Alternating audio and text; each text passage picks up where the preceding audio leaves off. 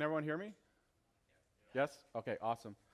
So this was my working title, and I meant to change it, but kind of got stuck with it because things went to print, and after things go to print, you're kind of SOL. So what I'm going to do is kind of looking at web design, mostly the responsive aspects of it from way back when.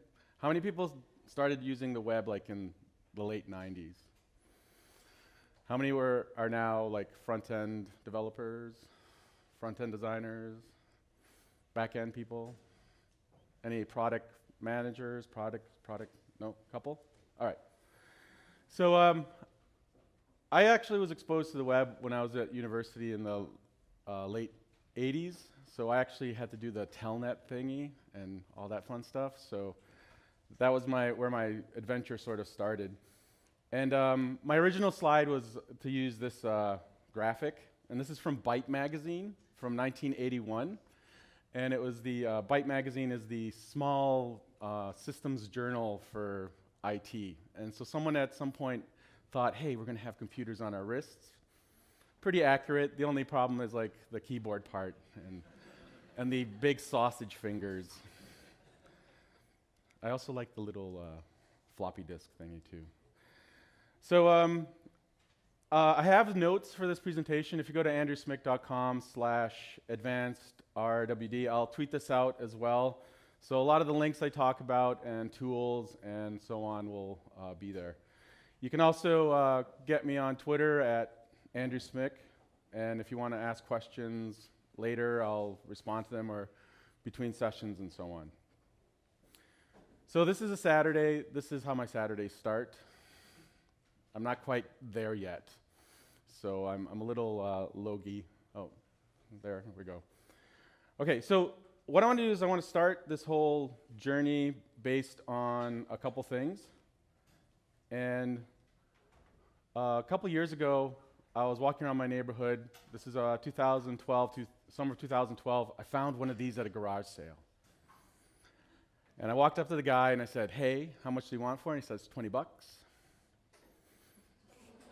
I go, that blue matches my office furniture, bigger bonus.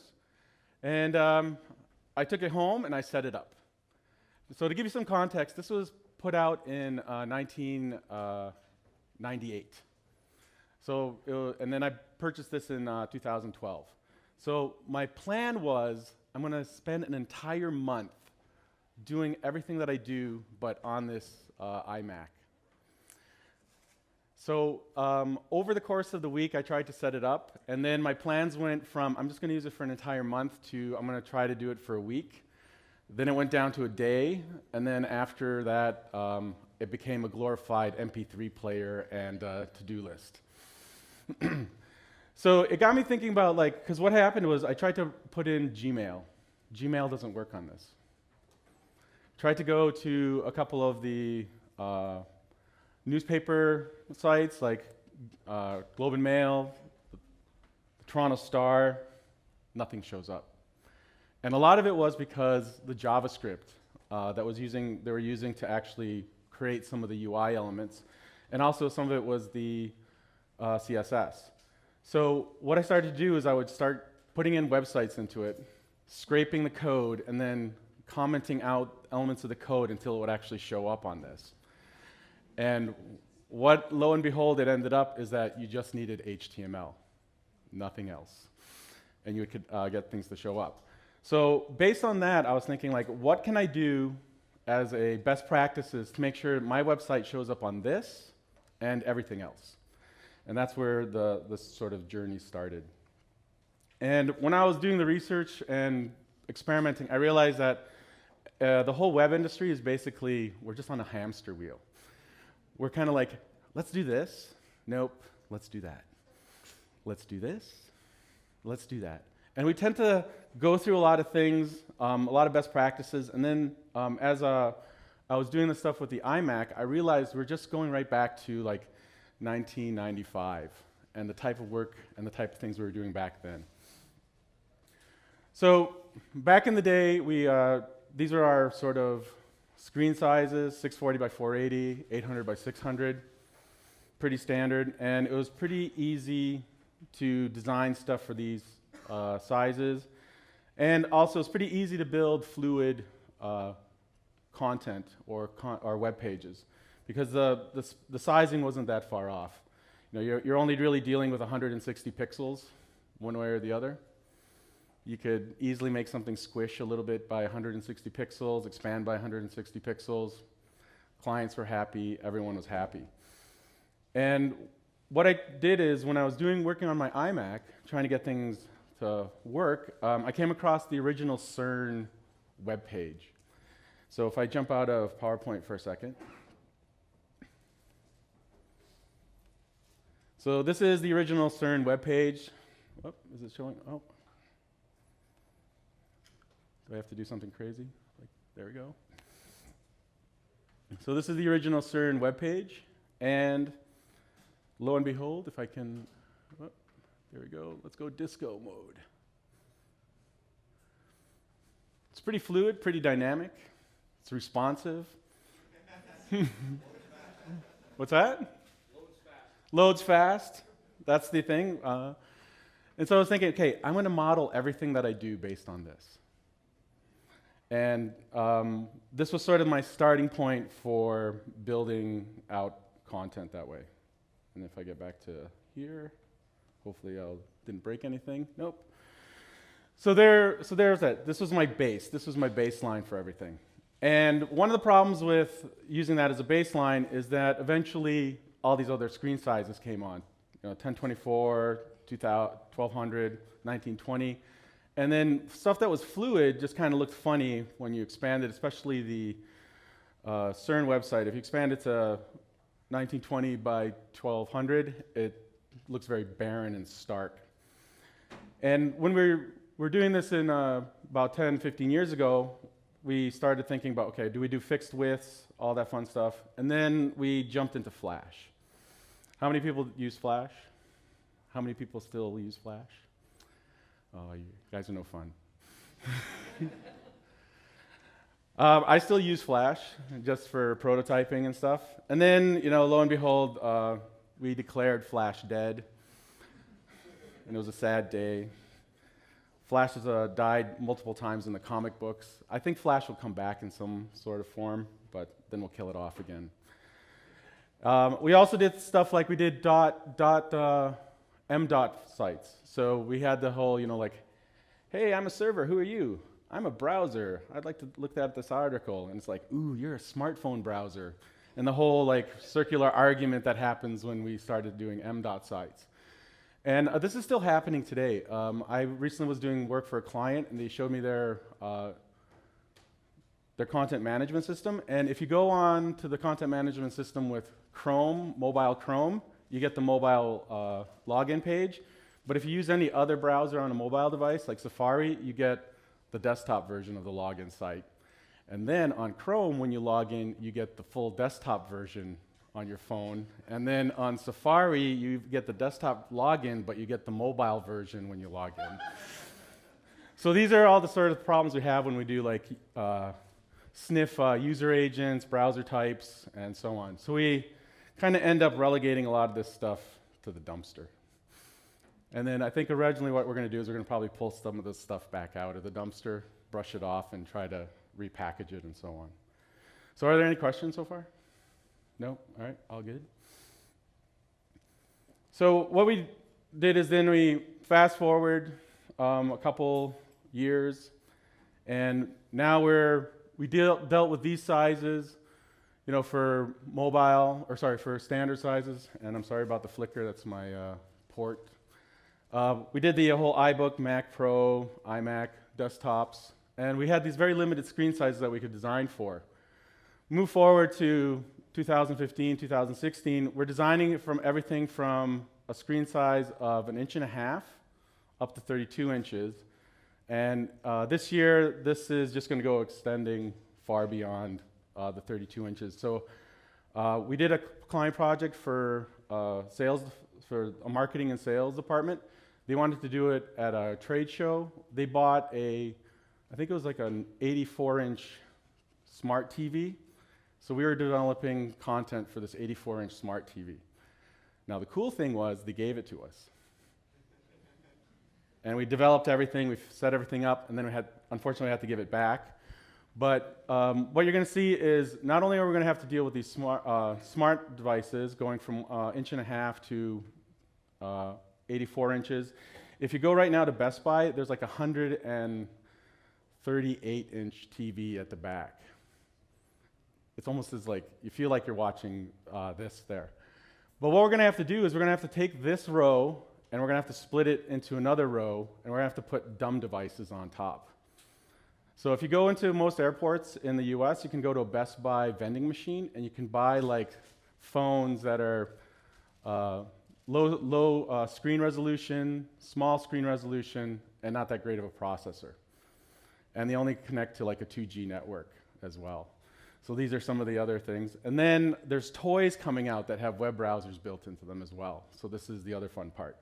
So my daughter has a whole bunch of toys that actually have a web browser in them. Now the web browser's been hacked and modified to the point where they can't access anything outside of the toys website. And it has chat on it, which is kind of crazy. So my 7-year-old has a toy that has chat built into it. Now the only bad thing is she can't use it. Well, she can use it, but someone else has to have that same toy. So someone in her class has to have that. They have to know the username for that person. Then they can chat, but they can only send basically emojis back and forth. So far it's been, clap, clap, monkey, pizza slice, happy face. And I think this is where it all starts. So we're going to have to start dealing with more and more screen devices. They're going to be different resolutions, low-end resolutions. Some stuff that's coming out is grayscale again. So if you go to Toys R Us, go into the electronics section, there's grayscale monitored toys there. So it's almost like having a Tamagotchi again. And so this was a chart that I found that basically breaks down all the different screen resolutions that we're dealing with, all the different sizes, and so on. So the thing to take note of are these aspect ratios, the 5/4, 4/3, 16/10, and 16/9. So the 16/9 is the bigger one because this is what all iPhones, iPads are basically at this resolution. Most smart TVs are moving into this resolution as well. So we're dealing with that, and then just to give you a little bit of more context, these are all the sizes for Samsung devices only. So this is one brand. So you got about 2.8-inch screen size all the way to 10.1. Samsung is releasing some more tablets. So this is going to go up to 14. And they're releasing a couple like wearables, and that is going to go down to 1.5 as well. So when we're building all this stuff, what was our big sort of solution in 2010 was the whole idea of media queries. But back here, you only had to build, a handful of media queries, like basically iPhone, iPad, desktop, and a couple of Android phones, and you're done. But now we have to deal with all of these screen sizes just from one manufacturer or vendor, and now we have to do the whole Matt Damon thing. I'm going to have to media query the shit out of this. But this becomes a problem because now we're writing media queries for everything that comes out, and we're spending more time writing media queries rather than actually thinking about the design work. So if we keep on building media queries and expanding our CSS, one of the things from HTTP Archive is the fact that CSS files are growing at roughly 33% a year in size. So this year, the average CSS file is getting close to 80 kilobytes. That's not a lot, but year over year, that's going to turn into larger and larger files that we're pushing into users' phones. Some of that is because CSS is taking stuff from JavaScript that we used to do in JavaScript, like animations and so on. We're doing that with CSS. So the solution that I came up with was, hey, let's just design in text only. So let's go back. And this was the whole let's go back to the future. So this was since I had a past, present, future, I had to throw this graphic in. So I started designing in text only, and one of the experiments I did was for my own kind of like resume site. And if I jump back into here, whoop. I go to this one, and I go disco. Let's go disco, sorry. And there we go. So it was like, all right, totally responsive, fast loading, and all the design work, and I apologize for the flicker again. This is what happens when you have kids and they drop your iBook and iMac, MacBook Pro a lot. Matt will, you're good? All right. So I started going to do this, and then I said, okay, let's just think about what we're doing and why we're doing it. And if you start here, you pretty much have a solid foundation for everything that you're going to build outwards from that. And let me jump back into here, sorry.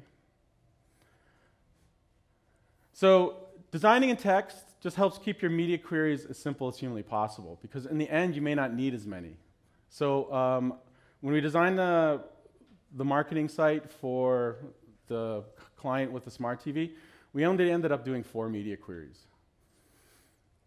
And that was pretty crazy, because we ended up just doing one for the TV, one for a desktop, and then one for like the extreme use case, which was that most of the marketing VPs still have the old BlackBerry bolds.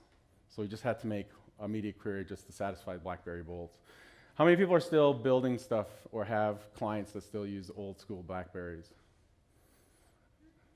Are you guys finding it frustrating still to kind of make sure that stuff works there?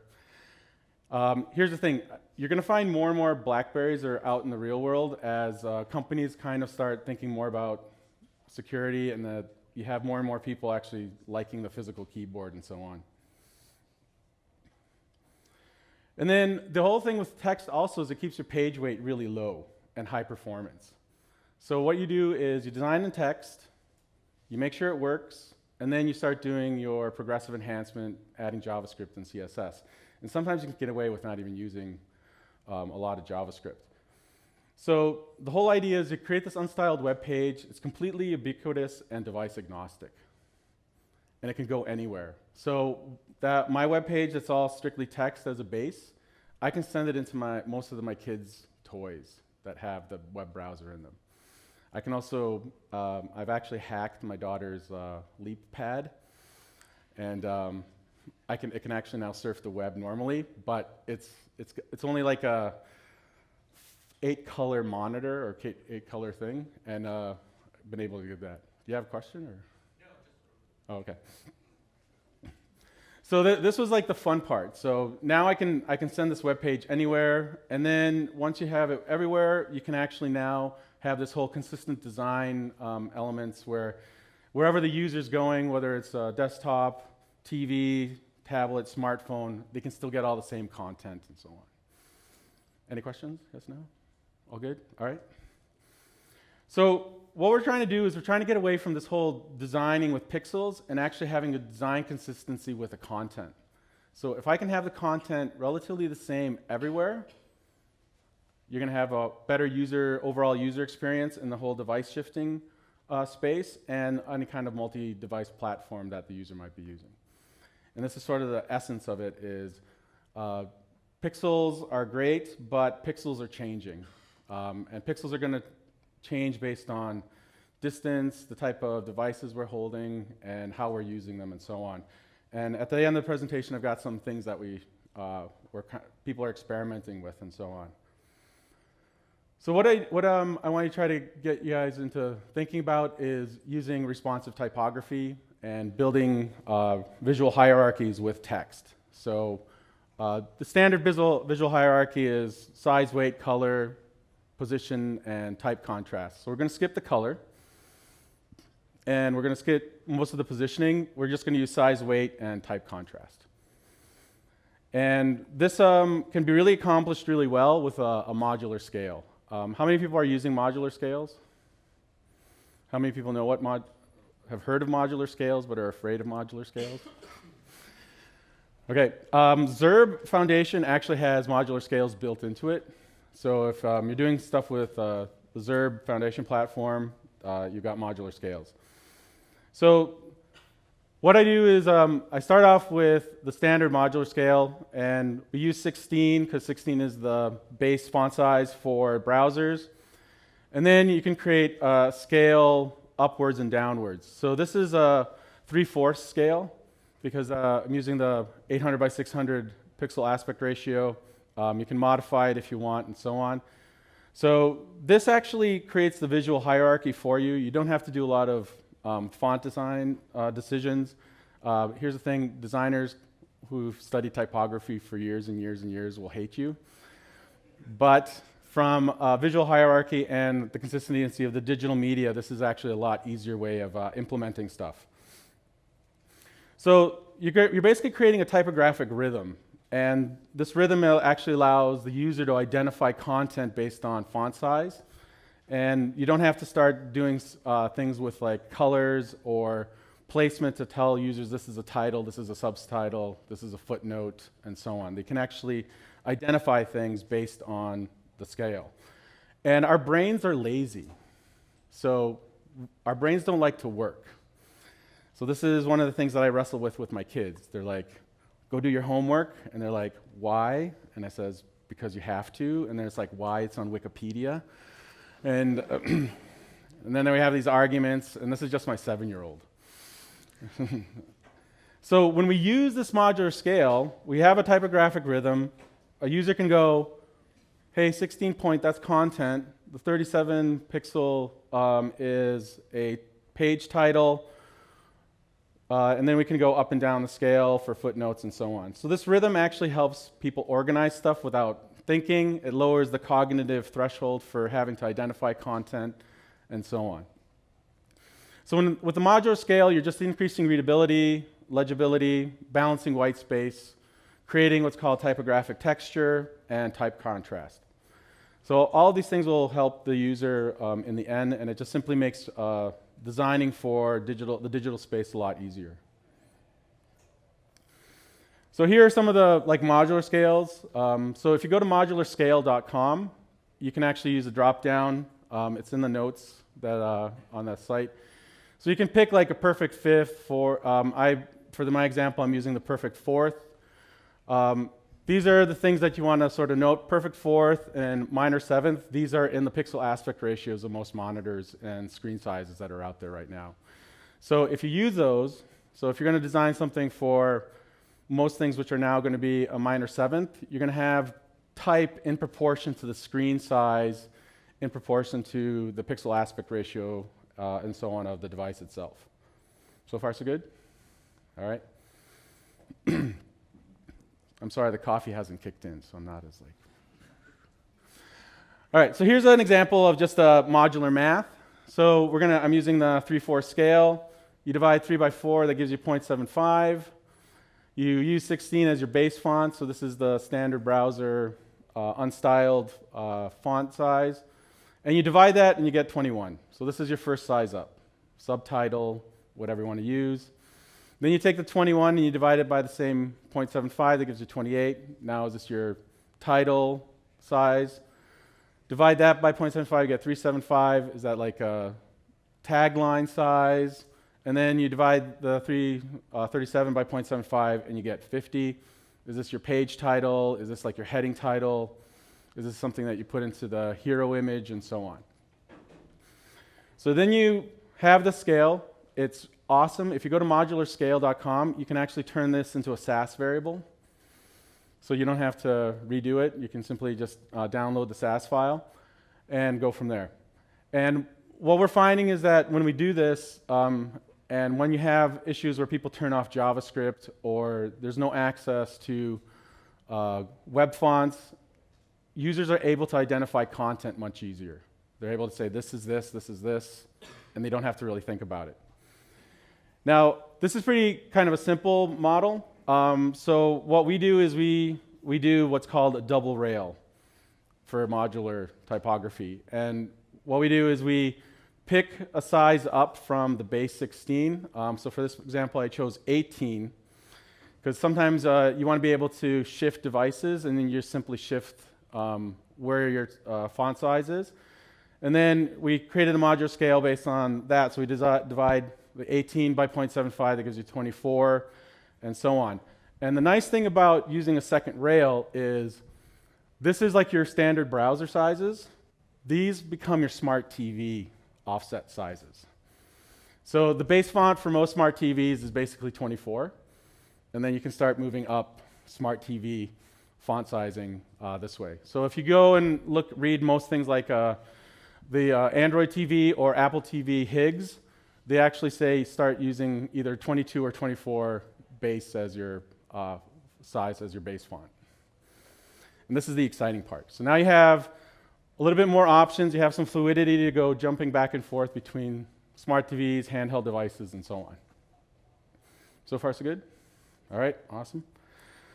So then the other part is you can then use the same modular math, and you can then figure out what your line height should be. So then if line height was 1 for baseline browser, you divide it by 0.75, you get 0.3 as your base size for smaller fonts. You can multiply or divide, and then you kind of experiment with TV as well. So this helps you kind of get into creating the white space and the typography, the line balance and everything that you need for devices and different screen sizes. All right, so now that we have all this, this is my edge case. So I want to know if I can actually load my HTML and everything that I'm building into a variety of devices. And my edge case is the Nintendo DSi. So the way the Nintendo DSi works is it has memory allocation blocks. You cannot really modify the allocation blocks because most of it's for the gaming part of the device. But so this is like I completely flushed the device. I've reset it. And I have 930 blocks of memory, which is some kind of ambiguous, arbitrary counter for the Nintendo. So I don't know why they did it this way. But when you download the Nintendo DSi browser, it's actually Opera. And it boots up. It shows this for a split second when it boots up. And they call it the Nintendo browser, but it's Opera Mini. So then you can, once you attach it to the Wi-Fi, you can start pumping in your content into the DSi. Now the fun part about it is the DSi does really quirky things. One, it recognizes media queries, but it doesn't recognize bold, strong, emphasize, and all these sort of other things for stylizing text. So this is one of my web pages.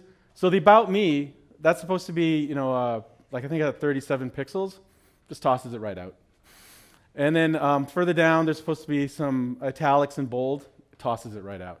However, it's recognizing the media query, which is the totally quirky thing. And then if you turn off the images, the loading images, you actually get more memory allocation, and then you can actually see how much of your text loads. So when you're doing this, you can actually figure out where your page weight is going to cause issues when you're loading it into lower-end devices and so on.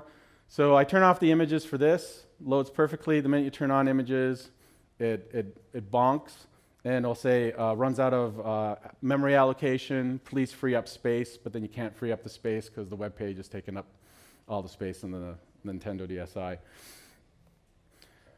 So just another example, this is like one of my landing pages. Again, it's recognizing the media queries, but it's not recognizing the stylizing elements of CSS.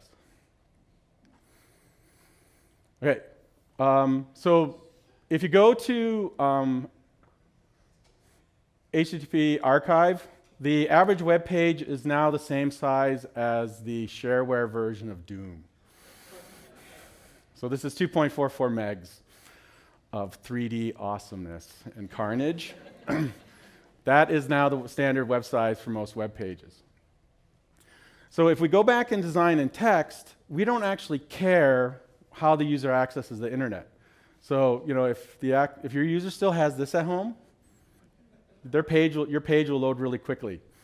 And the idea is that it's really about content and how you're actually getting all the content to the user. So stylizing in text, designing in text helps with a lot of those issues.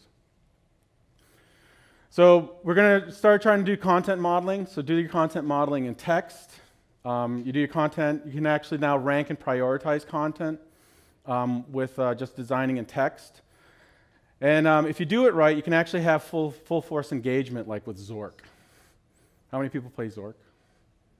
How many people love Zork?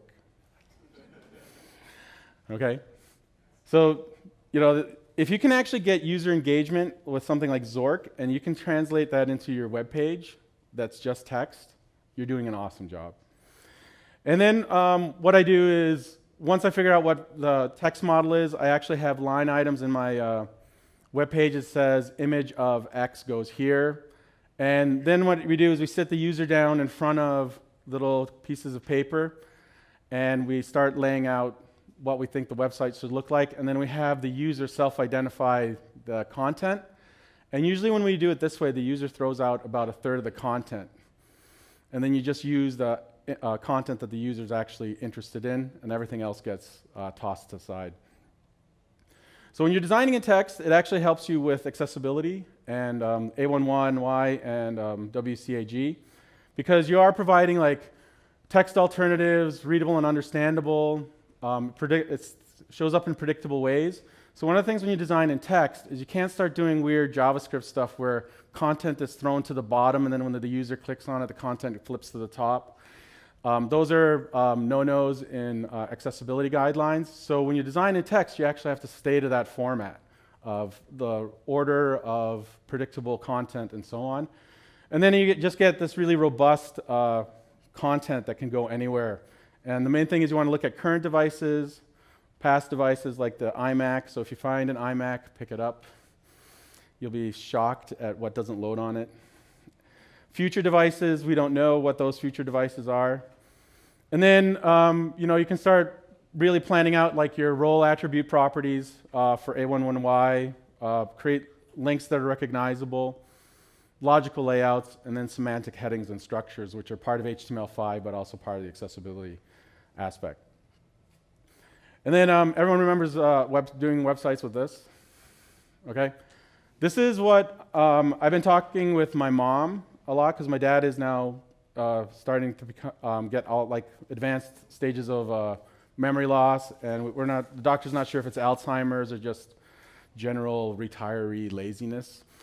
But eventually these could actually be used for people with medical conditions. So like if your parent has Alzheimer's, you click one element depending on the severity. If they have dementia, that might be another thing that you can click on, and so on. And then at Google I/O introduced progressive web apps. So these are web pages that behave like apps. So there's some good things about that. So this is again kind of going back to the M.dot site concepts of that they're responsive, they're app-like, they're discoverable, they're installable, they have URLs, they're linkable, and so on. But one of the problems with progressive web apps is they're browser dependent. So if the person doesn't have Chrome, sorry, you can't use a progressive web app. There's URL masking sometimes, so you can't actually find where you are in that. And it also uses this empty shell concept where it downloads the UI, but it doesn't, and then you have to wait for all the content to download before you can actually start using the app. So we have to start thinking about things of like, how are we going to deal with all these different like bugs and issues, design concepts, constraints, and so on. We should all have super ninja powers. So this is Ultraman, grew up on Ultraman. And we have to stop thinking about responsive design and this whole like moving from device to device and so on. And I think the next sort of step in responsive design is actually thinking about distance. So this is like the thing, like every device coming out is going to have a front-facing camera. If you go to most places, the devices have front-facing cameras, like Apple TV. Some of the Android TVs have a front-facing camera. Not Apple TV, sorry, Android TVs. And then what you want to look at is this distance. How are we going to deal with changing the content based on distance? And I asked a couple people about, hey, how do your parents deal with content? And someone pointed me to this image on Reddit. So this is their grandma with her iPhone, and she can't read the messaging app because it's not responsive, so she's just using a magnifying glass. And how many people have seen these from McDonald's? Has anyone used it? Yeah. How fun is it? Not. Okay. That was the answer I'm looking for. To me, this is just a giant iPad just like stuck on a wall. And one of the things I did is I sent my 10-year-old son to use this. And he started jumping, and he pulled a chair out because he wanted the Big Mac, and he couldn't reach it. And the woman behind the counter's freaking out because, like, oh my God, you're changing the restaurant layout. And I'm telling her, it would be much easier if the interface changed rather than my son having to stand on a chair. There's no scaling either. And there's no scaling, right? So it's this big all the time. And if you're walking by it, it just looks like a poster. There's no engagement from the user. So, like, one of the things when I was looking at this and I was watching people use it, I was thinking, okay, if you could actually base this on distance and the interface changes on distance, and then if you have a change in distance, then you can also have a change in height. So the 10-year-old can use it as well as a grown-up. So there was a discussion on Medium, and they're talking about this whole idea of media distance far, distance close, and how can we change content based on these elements. There's also proposed change for adding a media query on the availability of light, whether you're in a dark or a bright light area as well. And this can all be done through your front-facing camera. So one of the things we sort of experimented when we did the smart TV is we found in every smart TV there's this magical checkbox called Adjust to Screen.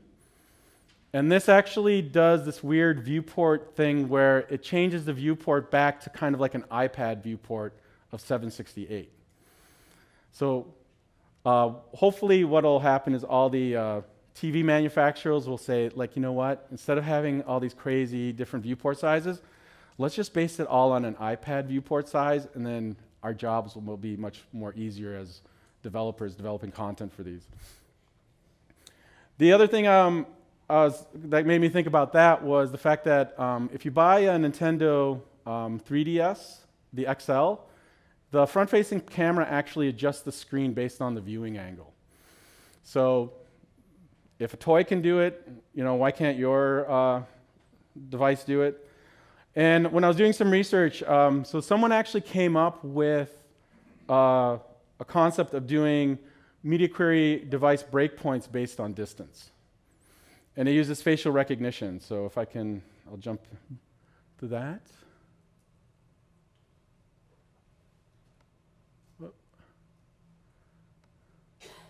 Oh, sorry, wrong browser. All right, so unfortunately, the only thing is it only works in Firefox for now. So we'll do the real time. I have to acknowledge the camera. So there's me detecting face, and hopefully this works now. See, it's like whoop, whoop. So this is actually probably a really good use of the concept of distance for media queries. So if you have something that's out in public, I'm walking towards it, and I can go, hey, the movie times, and then as I get closer, movie times or whatever, it could be the Go train schedule actually now is responsive to how close I am in proximity to the device. And I thought that was pretty cool. And again, the link is in the notes. So that was fun. I've been experimenting with this. Like I said, it's kind of quirky at times. If you actually get like, so what happened is I was using it and then my daughter jumped into my lap and then like she's waving her hands and she's like moving back and forth while I'm trying to do stuff, and like the stuff is getting, it went up to 128 pixels. So it's like all you could read is like lorem, and that was it on screen. Some other things are like, you know, how are you going to deal with responsive design? At Waterloo, they came up with this flippable, foldable paper. How we're going to deal with that. Another thing from Google is the Soli chip that they're thinking of putting into phones, and it uses sonar to just figure out how far away you are. So you could actually come up to your device and say like, oh, please make the font bigger. Please make it smaller. And then at the University of Michigan, they're doing this thing with ultrasonics. So what happens is your phone through the speaker emits an ultrasonic frequency, and then as you bend the screen and the form factor, you're changing the path or the wave file, and then the earpiece of the phone picks up that change in wave file, and you can actually change content. It actually becomes more like a pressure-sensitive drawing tool and so on. So I don't know if these are how readily this is available, but I squeeze my phone a lot, and it's mostly out of frustration. And then you know, there's the whole physical web. How are we going to deal with proximity? How does content show up, and so on. And I've got like 1 minute left. So here's the thing: stay positive, have fun. Run. Here's the thing: go to Best Buy. Don't buy anything. Just play with all the toys. They're not technically toys. They're expensive high-end electronics, but for us, they're toys.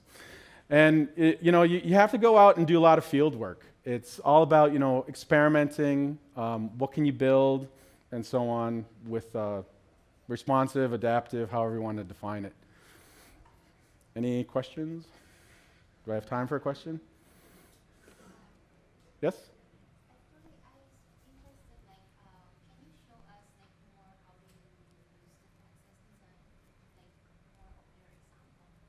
Of which example, sorry?